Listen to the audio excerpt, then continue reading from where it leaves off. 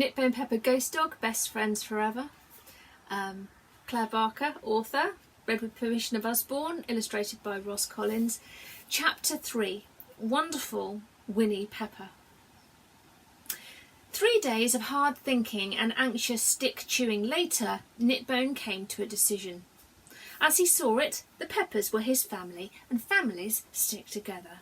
Blood was thicker than custard, or something along those lines, so, in a move that was not dissimilar to sticking his paws in his ears and going tra-la-la-la-la, Knitbone simply decided to ignore being dead and carry on, as if nothing had happened. The next morning, bright and early, Knitbone climbed out of the wardrobe, licked his paws and smoothed down his eyebrows, and then he went straight to the courtyard, sat down and waited patiently.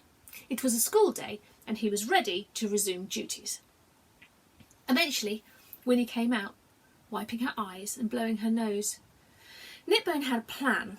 All he needed to do was to draw attention to himself. He was going to make her notice him. How hard could it be? Winnie opened the creaky iron gates and Knitbone scooted after her. "Goodness, I'm so nippy now. Zip, zoom, zip." He giggled, circling Winnie excitedly. "Look, Winnie, look." Winnie sighed miserably and began the trudge up the lane to the bus stop. Trotting along in the sunshine and hoping to jog her memory, Knitbone chattered away. "Winnie, do you remember the time I got my head stuck in the pickle jar and you said I looked like an astronaut? Come on, you must remember that." The school bus pulled up and the doors opened with a heavy sigh. "What about the time we saved the baby bird?" he called after her as she climbed onto the bus. The doors closed. "Winnie! Winnie, listen!" But she just stared glumly out of the window as the bus trundled away, getting smaller and smaller, disappearing along with Knitbone's hopes. He lay down and howled. It was a long wait until home time. Knitbone sat patiently at the bus stop, his gaze fixed on the horizon, until the school bus finally came back over the hill and drew up by him. Doors slid open and Winnie popped out, book bag flying and coat undone.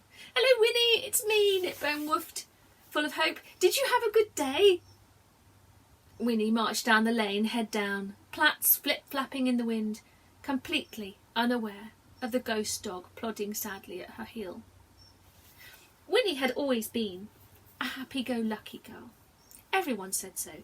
She was the sort of girl who could do a perfect cartwheel, pick a daisy halfway round, and present it to you at the end with a rosy-cheeked grin. She loved penguins, cheese sandwiches, and running like the wind. Above all, she was kind. Suffice to say, if a worm was stuck in a puddle, you could guarantee that Winnie Pepper would take the time to stop and save it. She had a natural talent for seeing the best in things. For example, when Lady Pepper's woolly bobble hat shrunk in the wash, Winnie had the idea of turning it into a tea cosy. When Lady P shrunk it even more, she then congratulated her mother on creating the most perfect egg warmer. When Lord Pepper got tangled in the curtains and pulled an antique curtain pole down, snapping it in two, Winnie announced it was time for a sword fight. They had a marvellous time, duelling all afternoon with sticks and cushions. When the roof of the chicken barn collapsed, Winnie declared it to be the ideal place to grow pumpkins. She grew them until they were big and fat and sold them in a little homemade shop at the end of the lane. With the money she collected, she bought Knitbone a smart new collar with pictures of pumpkins on it, which he liked very much. Winnie had a wonderful way of making gloomy situations seem brighter. But when Knitbone died, everything fell into shadow. She put the collar away in a box and placed it deep inside her dressing table drawer. People gave her advice and patted her on the head. Her teacher, the school bus driver, even the lady at the corner shop all said things like, "Never mind," and that time heals everything. The postman said it was probably best to get a new puppy as soon as possible and gave her a sympathetic wink. Winnie listened politely, nodding and swallowing her misery, but all the time she knew that her dog wasn't like other dogs. Knitbone Pepper had been the best dog in the world, simple as sunshine and plain as pie crust. If they'd known him like she did, they'd understand, but they hadn't, so they couldn't. Lord and Lady Pepper were utterly heartbroken about Knitbone, of course, but they weren't the sort to talk about difficult things. Knitbone had been the one who Winnie turned to when she felt sad. His warm fur and understanding expression made everything better. He even had a special trick where he fetched her hanky when she cried, and that always made her smile and cheered her up straight away, and because of this she never got cross when he did naughty things.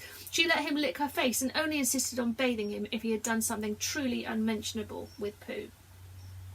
At the end of the school day, Knitbone was always waiting to play with her as soon as she got off the bus, tail wagging madly and tongue hanging out.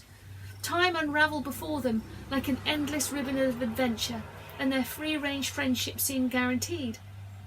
All her life, Winnie had never known what it was to be lonely. But now everything was different. Everything was all wrong. Winnie Pepper was all wrong. She pushed open the big wooden front door and stepped into the hallway. "Oh, Knitbone Pepper," she sighed as she hung her bag on the coat stand.